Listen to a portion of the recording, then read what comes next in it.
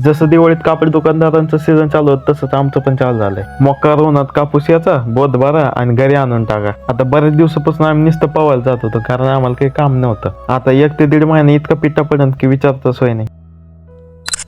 तर नमस्कार पब्लिक, मी पवन, स्वागत आहे तुमचं आपल्या नवीन एका मिनी व्लॉग मध्ये. 7-10 दिवसापासून पावसानं उघड दिली आहे, त्यामुळे मोकार कापूस फुटला आणि तेच वेचायला आलतो आज आम्ही शेतात. मग काय मी पण बांधली ओटी आणि आलो कापूस वेचायला. अरे पाऊस आत्ताच उघडला आणि हे मोकार ऊन काऊन पडतं हेच कळना भाई मला. आता कोणता ऋतू चालू आहे नेमका? पावसाळा झालं, हिवाळा स्किप करून डायरेक्ट उन्हाळा आला की काय? आता त्या उन्हाच्या नादात इकडे 1 ओटी कापूस पण वेचून झाला. आता ओटी म्हणजे ज्याच्यात कापूस वेचून टाकतो त्याला ओटी म्हणतात आमच्याकडे. तुमच्याकडे काय म्हणतात तेवढं कमेंट्स मध्ये सांगा. कापूस वेचायला सुरुवात केली पण चिखल तसाच बरं का अजून राहणार, त्यामुळे ना हे असे अर्ध्याला बोत भरून एका जागा गोळा करायला लागतात. मग काय सगळे बोत गतुडे मिक्स करून 2 बोत भरून घेतले. त्यानंतर त्यातलंच 1 बोत घेऊन मी निघालो गाडीवर बांधायसाठी. आता तुम्ही म्हणता त्यात काय विशेष? त्यात विशेष काही नाही, बोत फक्त 40 ते 45 किलोच आहे. आता सध्या त्याला वावरापासून बराच लांब या रोड पर्यंत आणावं लागतं, कारण आमच्या रस्त्याचे हाल काहीसे असे आहेत. बोत व्हायचं 2 वर्षाचा एक्सपिरियन्स माझ्याकडे, त्यामुळे हे काम माझ्याकडे असतं.